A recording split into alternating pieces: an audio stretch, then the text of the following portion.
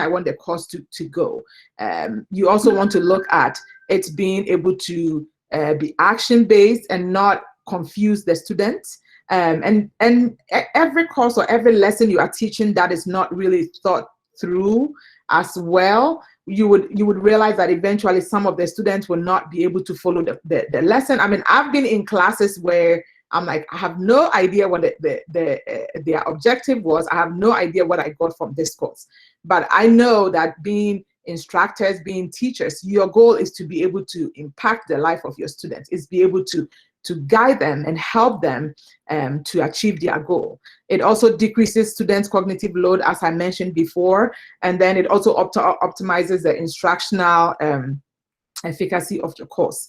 So you want to make sure that you are impacting the students in a positive way. I still remember in Ghana, classes that I took whilst I was in teacher training college, and there are some that I completely blanked out. So you want to, you want to, and I'm sure you all relate to that there are some aspects of courses that are like, wow, I can't believe I still remember this. So that is how much that course was fully impacted in your life. So when we talk about the alignment, and this is from Quality Matters, so Quality Matters thinks about the elements of alignment as 5 basic components of your course. So when you look at the bottom here, you see the learning objectives. The learning objective serves as the foundation for every course. So you see that there is the foundation, which is the learning objectives, and then there is the assessment, which is like the roof that is kind of holding everything together. And then within that, you also have your instructional materials, you have your course activities, and you have your course tools. So these are the 5 things that you need to think about when you are developing your course, and you want to make sure that each of these pieces align perfectly for you to get a great experience, for you to have be able to achieve your goal, for the student to be able to achieve their goal or their objectives for taking that class, and how excited they are to take the class. So you want to think about all of these pieces. So I'm going to look at each of these pieces, what they are, and what is involved with each of these pieces. Is there any questions up to this point that anybody has in the chat, Dr. Ames? There are no questions in the chat right now. I don't have a question right now, but okay, perfect. Thank you.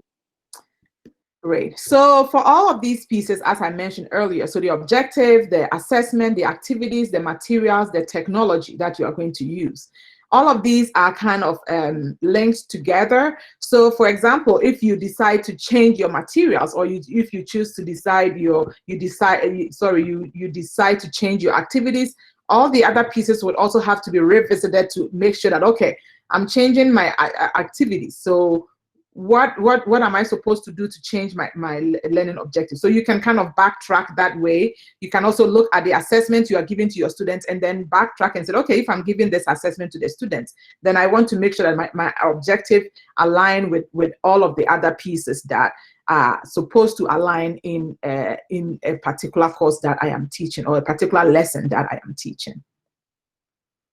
So for learning objectives, what do we mean by learning objectives? So I'm sure most of you know what a learning objective are. So when you talk about the learning objective, you are talking about a course. So you would have a big course objective, and then you also have a lesson objective, specific lesson objective. So mostly course objectives are, you can have between 5 to 10 big course objectives. So the course goal is a little bit different. So the course goal is a big overarching what you want the students to get out of taking your course, like walk away with taking your course. That is the big goal. But then out of the goal, you want to have some specific measurable learning objectives that you want to see achieved for your course. And then you would also have specific lesson objectives for the particular lesson you are teaching. And that indicates the mastery of skills, what you want the students to be able to do, or what you want to observe the student do at the end of taking a lesson, at the end of your course. What are the big overarching goals, overarching objectives, or learning outcomes that you are looking to achieve? So how do we do that? how do we go about writing our objectives? So I think a lot of people are familiar with a SMART goal. So you want to make sure, so it's a SMART goal or SMART objective. You want to make sure that your objectives are specific, they are measurable, they are attainable, relevant, and time-based. So this is one way of looking at learning objectives or course objectives. You can also, another way to look at it is what I'm going to show you how to write that, how to do that, is using the ABCD method. So with the ABCD method, it's more actionable. It helps you to kind of think about, so A stands for audience, who your audience are. So your audience could be your students, your children, caregivers, depending on what specific things you are doing. The B stands for behavior. What are you trying to achieve? So the audience is who are the people you are targeting. And we know that based on the people you are targeting, like even with students, if you are teaching undergraduates as opposed to teaching graduate students, those two might have a completely different expectations and different things you want them to do. So you want to look at it. So B being the behavior. And in the next slide, I will give you some examples of, what are what specific behavior. So Bloom's taxonomy verbs are very common. The most commonly used behavior that is actionable. And in the next slide, I'll show you a preview of that. I'm sure some of you are familiar with it, but definitely you want to make sure that in your learning objective, you have a behavior that is specific that you want the students to be able to achieve. The next, the C stands for condition. Under what condition? What are the parameters? And I'll give you further examples as well. An example, giving a textbook is a condition that you want to give to the student. And then the last component of a good learning objective is the standard. For what is the acceptable standard of performance? Like if the students are able to perform it, what are you specifically looking at to see to what extent do you want the mastery of the skill to be displayed by the students? So an example could be without error. It depends on what you are doing. Maybe if you are teaching them to use a particular tool or to use a particular technology, you want to make sure that the students are doing it without error. So let me show you an example. So this is Bloom's taxonomy verbs, and they are really good resource for writing good learning objectives. And I have linked these resources in the presentation, which I will send to Matt after the presentation. So with Bloom taxonomy verb, it goes through from basic knowledge to more higher order thinking.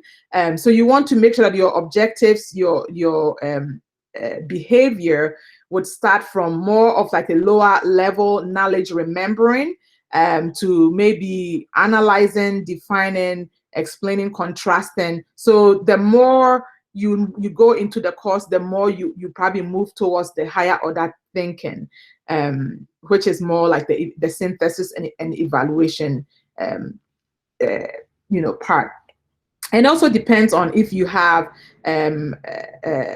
like an entry level course, like if it's like a 3-course series, the first series could be more of thinking, remembering, recalling, listening, and then you can get into the analyzing, the applying, the arranging part of that. But you want to make sure that you have enough of these in your teaching process. So that is the examples of the behavior.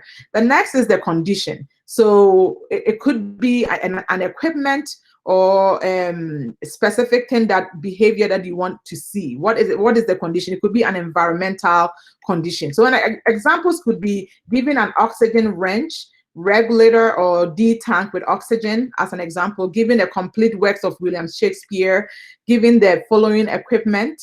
And an example could also, by the end of this lesson, is also a way of saying a condition that, okay, I'm not looking to see this done in the next 2 years. I'm looking this to be done by the end of this. By the end of 30 minutes, this is what I want the students to be able to do. And at the beginning of the presentation, I talked about, by the end of this session, what I envision for the participant to be able to achieve by the end of that. And then the next is degree. So you have to state the standard for acceptable performance. So the time, accuracy, what are the specific standard that you are looking for? What is the mastery? So without error, I mentioned that before, 9 out of 10 within 60 seconds, correctly identify occurrences of, as an example. So for example, so this is an example of a learning objective that has been, I came up with. So given a course that needs objectives created, faculty members will be able to implement all parts of the ABCD method of learning objective. So with this, my audience is faculty members. Is I made that very clearly. The behavior is to implement the ABC method.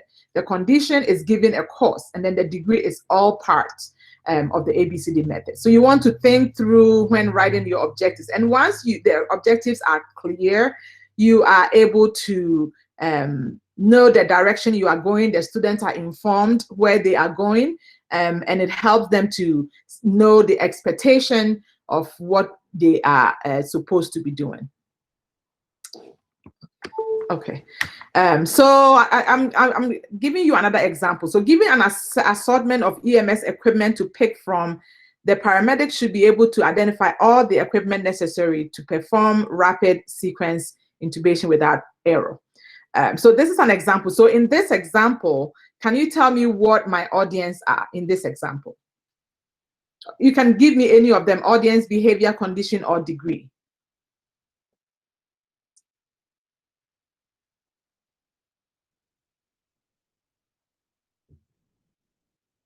Okay, so in this example, can you all hear me?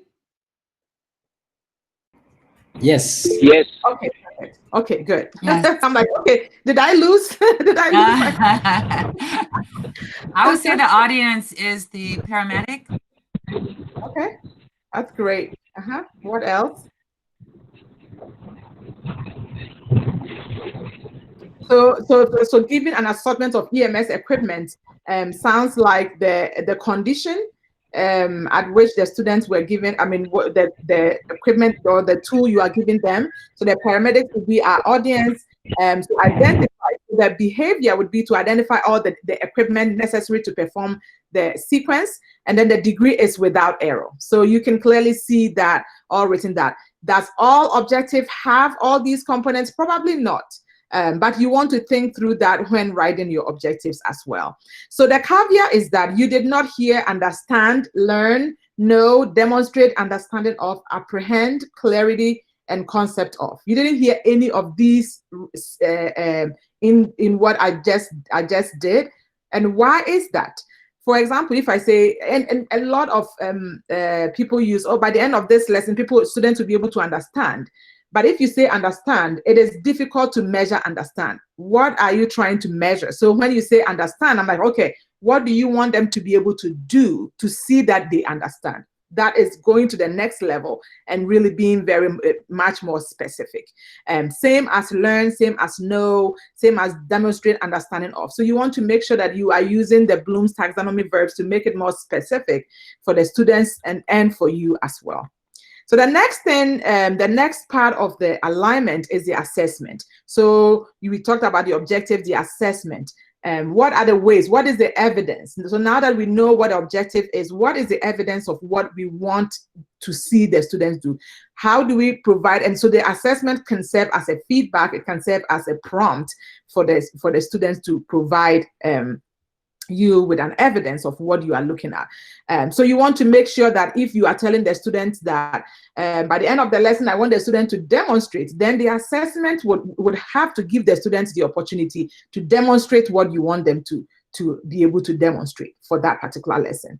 And that is what perfect alignment looks like. So with assessment, you want to also think about summative and formative assessment. So what do we mean by formative and summative assessment? So with formative assessment, you want to have, the formative assessment is more low stakes, like maybe you have quizzes at the end of the lesson, maybe you have different knowledge checks within your course. So with that, it would help the students to be able to improve on their on their skills. So quizzes, project, games, presentations. So let's say you have a final presentation. You want to give the students the opportunity to receive some feedback and improve on their teaching and improve on their learning or on their project before they do the final presentation.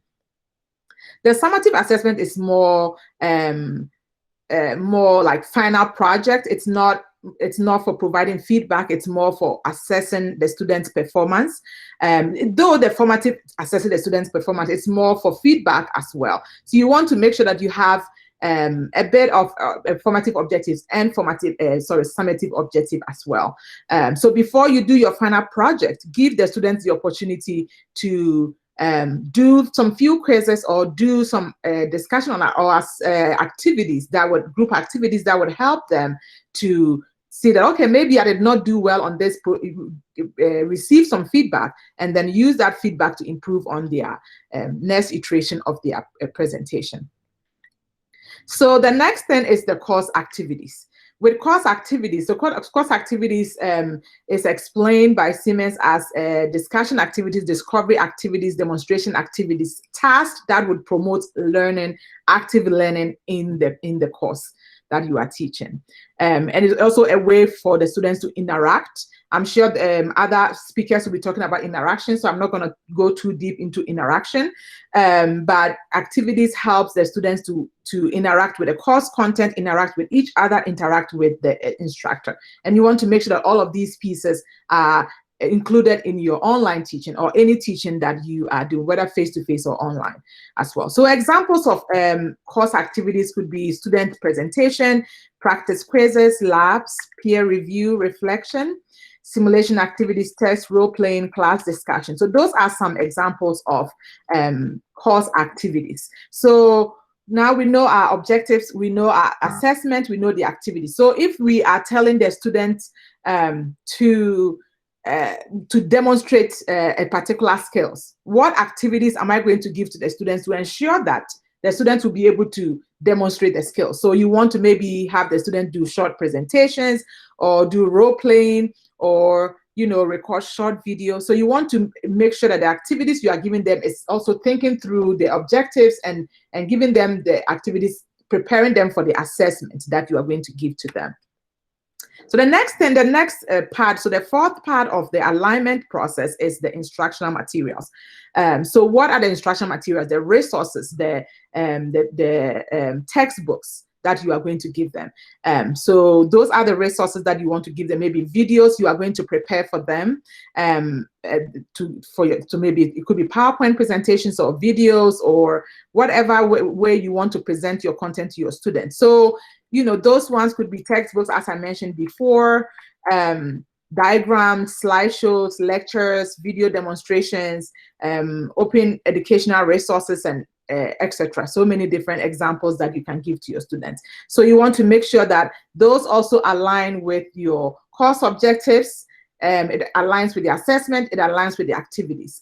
So you don't want to give the students just some readings to read, and that is not completely aligned. So if you are asking the students to demonstrate a particular skill, you want to give them like videos that shows people demonstrating their skills, giving examples of that. So you want to always think through that once you are doing your presentation. And the final one is course tools. So with course tools, you are talking about the software, the type of software, the type of application, so it could be within the learning management system, it could be outside of the learning management system, to help the students to achieve the goal. So what are the tools that you are going to give them? So if they are demonstrating a skill, what are the technology tools you are going to give them? Is it available in the LMS? Is it something that is outside of the LMS? Is it something that is easily available or accessible to the students? And I know that in Africa there might be some students who don't even have internet at in their homes. So you want to make sure that the tools you are giving them are tools that students can easily have access to. Can they download it? Can they use it offline? things like that. So you want to think through that. And those tools should also help you to achieve your goal, to align with every other, all of the 5 elements that constitute alignment in your course that you are teaching. So it doesn't have to be any fancy tool. You don't have to use something that is fancy. Great. Using technology is great, but you want to make sure that it's perfectly aligned with the rest of the things that you have to do. So examples could be the chat rooms, collaboration tools, assignment tool, all of the different tools that you have available for you to use. So it could be anything that you are thinking through, but you want to make sure you are thinking through that. So now, how do we think through that? Now that we know what are the components of good alignment, what are the pieces that needs to come together? How do we do that? And that is why I'm talking about lesson planning. So you want to make sure that you are planning your lesson. You are thinking through every single process, so you don't have to just mix anything up. And lesson planning is also a way to help you to let's say, for example, you need to hand over your course to someone, or maybe you are not available to teach, and somebody else is taking over the course from you, or your TA is taking, or you're sick, or whatever the case may be. So having to prepare a lesson plan is very important in thinking through all the pieces of alignment. You want to be intentional about what you are giving to your student, what you are going to present to your student. So this is called the Gagne's 9 events of instruction. So Dr. Gagne indicated that these 9 steps, and there are so many different models, instructional models out there. I usually go with Gagne's 9 event because it's more simple and it's very self-explanatory. So he starts off with gaining attention. So you gain the student's attention. How do you gain the student's attention? So an example could be I showed you a quick video that is not specifically what we were doing, but related and helps the students to get into the teaching. So you want to think about that. You want to be able to formulate the learning objective, inform the learners what you are going to teach them. And then based on the objectives, what do the students already know that would form a basis to what you are teaching them? Because we know that students already have some knowledge before coming into the class. Maybe not the specific thing you are going to teach them, but you want to look at stimulating the recall of their prior knowledge. Have they had any experience with that? And that's why I was asking you those questions at the beginning of the presentation. Have you had this experience? How do we relate it to the class? So you want to always start off with what the students already know and build on that to present the new content to them. And that way helps the students to know that, oh, okay, this is not in vacuum. This is something that has formed a basis. And I always use that example, whilst I was doing my graduate degree here at Virginia Tech. I've always used the fact that, my experiences I gained in Ghana and the education and everything that I had has formed a basis of who I am. So I can't really do away with anything, but it makes me a better person and better informs what the next step I'm going to take in my career. So you want to understand what you already know. You want to formulate that and then use that to present the content to the students. So presenting the content could be, I think we talked about some of that, video presentation, how you want to present your content to your students. You also want to think about the accessibility of your content, and that would be a completely different presentation on its own to talk about accessibility. And then when you present the content, you provide learner guidance. So how do you provide the learner guidance? Excuse me. You want to give the students some scaffold materials. You can give them job aids. You can give them maybe notes, whatever would help the students to understand the content you are teaching them. So not just putting the videos there, but what else can you do to support your student? And then once you provide the guidance to the students, you are eliciting performance from your students. You want the students to show you something. And that is all in relation to the course objectives that you set. You are asking them to do something for you to see that they actually did understand what you are teaching them. And then once they do that, you also want to think about providing them feedback. How do you want to provide the feedback to them? Is it going to be a video feedback? Is it going to be an announcement to the class? And sometimes it doesn't have to be specific feedbacks to that specific student. If you have the same questions coming from students, then you want to maybe provide an announcement for every student in the class, because maybe it might be something that each of them are really thinking about. So you want to provide some feedback for them. You want to also assess their performance, and then enhance retention and transfer. How would the student be able to transfer the knowledge and information that you are giving them? How would they be able to transfer that to the real world? That's what you really want to achieve. So that, so that's Ganye's 9 event. We have some resources that can help you think through your lesson plan, and I would leave all of those resources with Matt, and you can play with that after the presentation. So now I wanted to show you a Canvas course. So now let's check for alignment. Let's look at a sample course that I created in Canvas. And I understand you all are using Canvas, so it makes it a little bit easier to do it that way. Can you see the Qualtrics screen now? Yes, we can. Okay, perfect. Thank you. Because I'm changing from tab to tab, so I want to make sure that everybody's on the same page. So this is just one module from a Qualtrics training basic workshop that I did before. So we are now looking at the alignment pieces now. So I provided an overview for the students, and so the objective for the class. So you tell me if this course has some alignment in it or not, and then we can discuss that. So I said that upon completion of this module, students will be able to describe Qualtrics survey software, list the features of the Qualtrics interface, create a project, and add logic. So that was my objective for this lesson for the first module. So I provided some readings for the students, and I know it probably would be difficult to, unless you have access to the course. I was thinking last night to add everybody to the course, but I wasn't really sure, and I didn't have, all of that information, so I wasn't able to do that. So I gave them some readings and some sheets and things that I wanted them to read about. So like, what makes a good survey question? Workshop tax list. So I'm gonna just show you the tax list really quickly. So the tax list deals with what we are going to be doing for that particular workshop.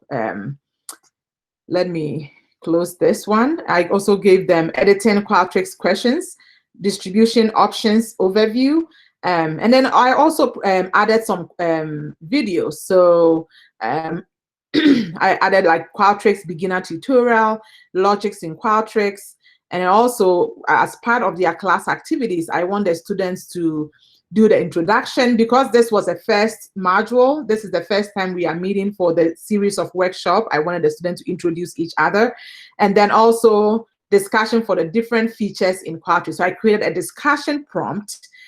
So please state one survey tool that, other than Qualtrics, that you have used. What are the differences and similarities? Would you recommend Qualtrics for your colleagues? So this is a discussion prompt that I opened for the students to put their, contribute to that. And then finally, I gave them an assignment, which is the assessment. And then the assessment was, let's preview this here. So with the assessment, I'm asking the students, I'm giving them some instruction sheet. Let me pull this up here a little bit. I'm giving the students some instructions to kind of follow and go through whilst creating their own Qualtrics survey. And it's pretty long, but this is what the students are going to use to create the survey for them. So what are your thoughts? Do you think this course is aligned? What questions do you have regards to what I just showed you? If you have any anything to say about it, do you think it's aligned?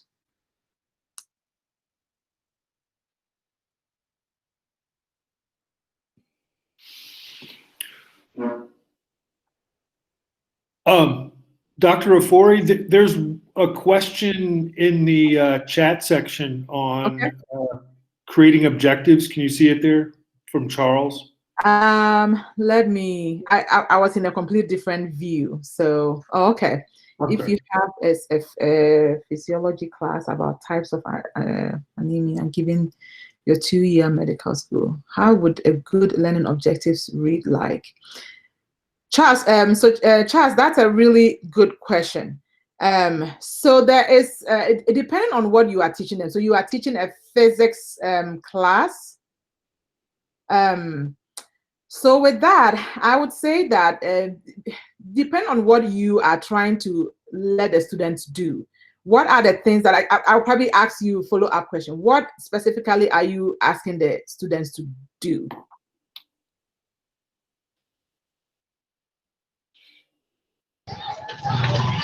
Hello? Yes, I'm here, Charles. Go ahead. Yeah, I've seen you've really given us a very good example of learning objectives. Mm-hmm. But a lot of the, you know, year one and year students that we teach, Mm-hmm. a lot of the learning seems to be geared towards acquisition of knowledge. They are not yet at the level of applying that knowledge. So we struggle with making learning objectives that are consistent with something to do with actionable, you know, events, rather than proving that they actually have acquired the knowledge. Right. So I'm talking about, you know, an introductory course class on anemia, and you've taught them about the different types of anemia and how they come about. So they are not yet going to apply the knowledge because they've not yet, seen patients and examined them. That's not really, you know, part of the class. So how would a good learning objective be? Great, thank you, Charles. Thank you for explaining that. Like I mentioned before, and let me go back to no, not this one. Let me go back to Bloom's taxonomy verbs up here.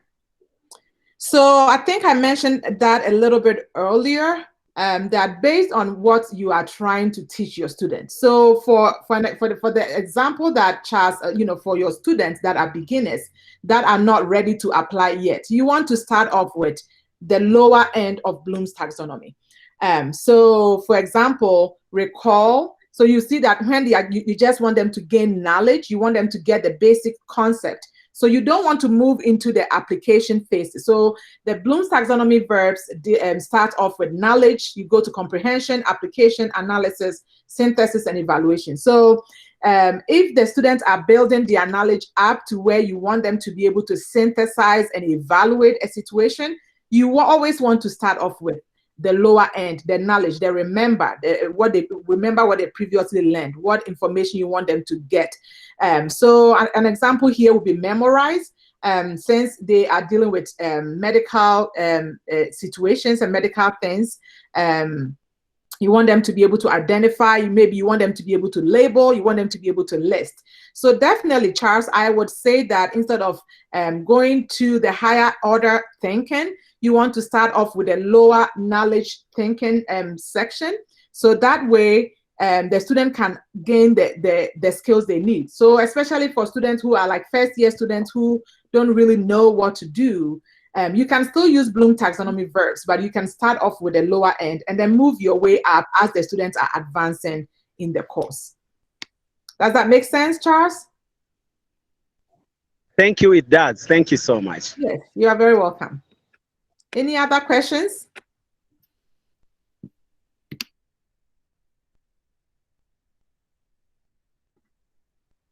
Okay, great. So back to my Qualtrics, Introduction to Qualtrics course. Do you think that this course is aligned or there is some sort of alignment in the course? Well, I noticed in your objectives, you have add logic. And then I noticed in the content that you provided your students included something about logic, adding logic, or Mhm. I don't know if it was in the video that you provided or Right. the Mhm. readings, but there was definitely that that bit of alignment there. Your content is leading your students to be able to reach that objective. So at least that was one thing I noticed. Great. Thank you. That's a really good observation. That there's a trick question though, so I'm trying to trick you guys. I don't think you're supposed to tell us that you're trying to trick us. No, I'm just kidding.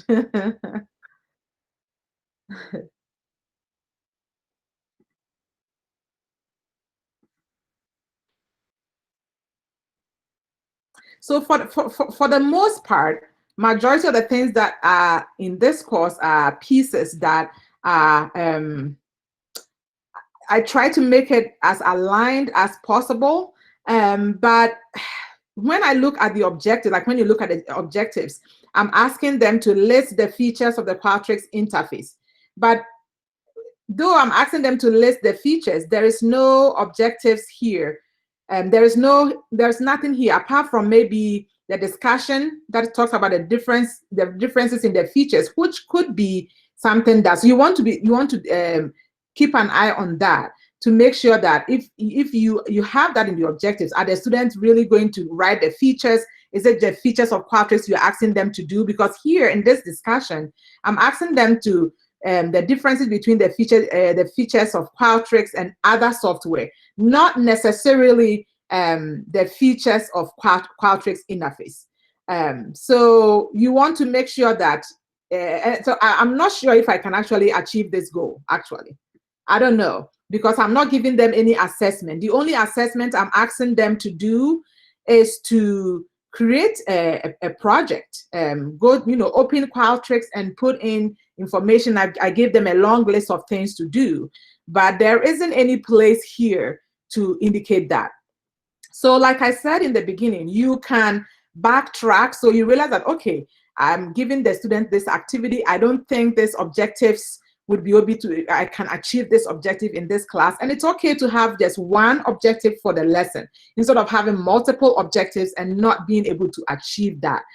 So the students here, the students are expecting that you are going to ask them to list, but there isn't any activity or any assessment to achieve that, to help them to list the features. There is really nothing like that.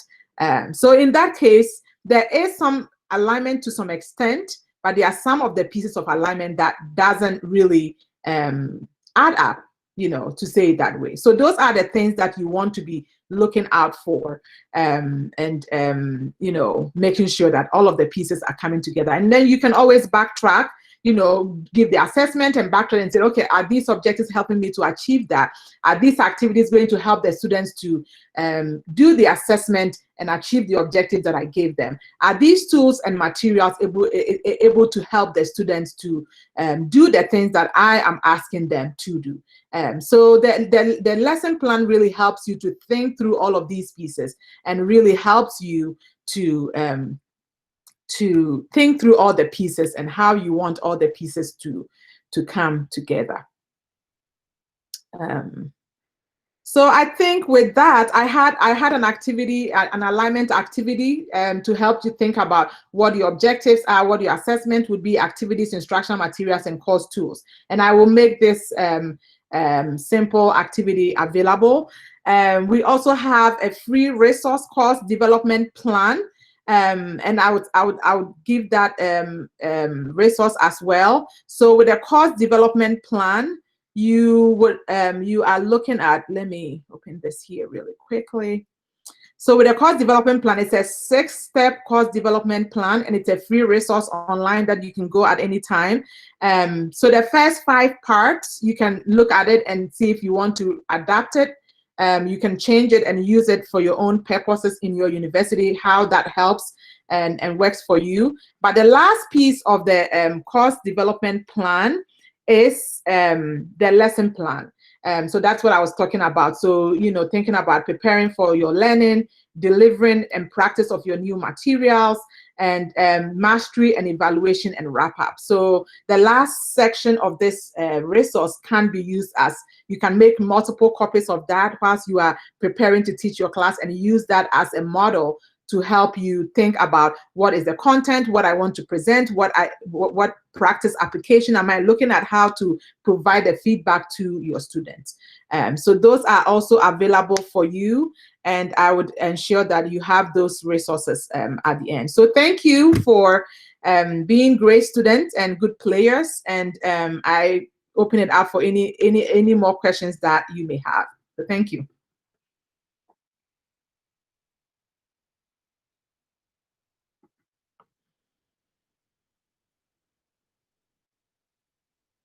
Any questions? Yeah. I have one. I'm wondering how you see how the lesson plan fits with the alignment pieces, like how you kind of keep those two things together as you're building your course. Right. Thank you. Yeah, thank you. That's an excellent question. So, so how the lesson plan fits into the alignment piece whilst building your course is, the lesson plan is helping you to think about everything that you are going to teach your students, every single lesson. So the lesson plan just is for specific lesson you are teaching. So now that I know that, okay, I'm going to teach a lesson on maybe any topic, let's say articulate storyline. So I'm going to teach this course, but I want to make sure that this course is really aligned and the students are going to gain a lot out of the course I'm teaching them. So what am I going to do? So the lesson plan is something that you want to do ahead of time. So the lesson plan, as I showed you with the Gagne's 9 event, is going to help you to think about, okay, this is the lesson I'm going to teach, here is my objective. So you are looking at the objective and looking at, okay, now that I have this objective, how am I going to be able to achieve this objective? What are the contents that I have to give to the students to achieve the course? So that is also thinking about building your course as well. And you want to have that prior prep before building your course in Canvas, and helping you to kind of think through all the different pieces. What sort of assessment am I going to give to the students? What sort of feedback am I envisioning to give to the students? And also how do I want to, what materials is going to help the students to transfer the knowledge that I'm teaching them? So though it sounds like they are two different things, building your course and lesson plan, but if you are able to do a lesson plan, and do you have to do a lesson plan for every single lesson? Probably not. But a lesson planning would help you to actually just sit back, think through everything that you needed to do. One aspect that I didn't really cover was usability and accessibility. Because the fact of the matter is that if your course, especially for an online course, if your course is not accessible, then the students are not even able to get anything out of what you are teaching them. You want to make sure that when you are teaching an online course, especially, you don't know whether the student have any disability or they have any difficulties. You want to plan with accessibility in mind, and then everybody else would gain from what you are teaching them. So though they sounds like two different things, they are actually something that you need to do together to think through it. Do you have to do every single level of the Gagne's 9 event? Probably not. Most of these levels can be collapsed into one, but it's a visual that would help you to kind of think through how you are actually going to approach building your course. Does that answer your question, Matt? Yes, it does. Thank you very much. Yeah, you're welcome. Alicia have a question. Is it possible to go back to an older face-to-face course and make it aligned for online instruction? Absolutely. You can definitely go to an older face-to-face course, and now that you have this information, like, okay, how am I going to look at the pieces? So look at each of the pieces that you had in your face-to-face class, and especially with face-to-face, you probably don't want to, you are not even thinking about your lectures and PowerPoint and things like that. But with online, you definitely have to think about all of the different pieces. So you can definitely go back to what you have done with online. How do I repurpose some of these pieces? How do I maybe record a video? And even with recording a video, you want to, research shows that 5 to 10 minutes is the sweet spot where students actually gain a lot from videos that you create. So you don't want to create like an hour's video. Some faculty that I've worked with, some of them like, oh, I can just record my face-to-face class and put it online. It doesn't always transfer that way. You want to make sure that you are chunking your content. So let's say if you have a 1 hour video, a 1 hour lecture, you can still record and use part of it, but you want to make sure that you are embedding some knowledge checks. You can also break it down into pieces and provide the most important thing that you want the students to achieve based on your lesson objectives. So definitely, you can go back to your face-to-face class, look at the pieces you have, and then look at it in the lens of, okay, what are my objectives? What are my assessments? What tools do I need to achieve this? What are the materials? And what are the activities I want the students to be able to do to achieve that? So that is something that is doable. Does that answer your question, Dr. Johnson? Thank you. Any other questions?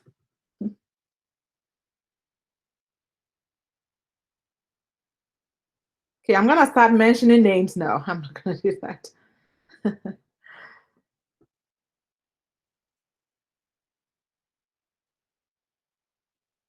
Well, so I would be, you can contact me. I will leave my contact information with Matt. I mean, Matt already knows my contact information.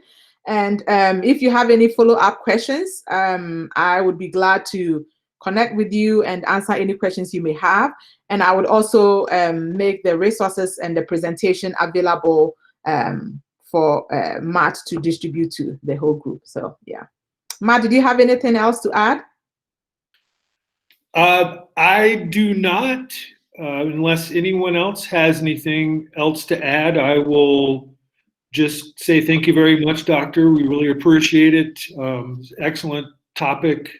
Really, think it was really good for us to hear a lot of the information that you're able to share today. So just thank you very much. You are very welcome. Thank you guys so much for the opportunity and the chat. I enjoyed that. Sure. Yeah. Okay, well, I guess we can call that a session then now. So All right. Thank you again. Bye. Thanks, Eunice. Thanks, You're Matt. welcome. Have a great day. Yeah. Bye, everyone. Thank you, Matt. Thanks, Eunice. Bye. Bye. Bye. Thank you. Bye.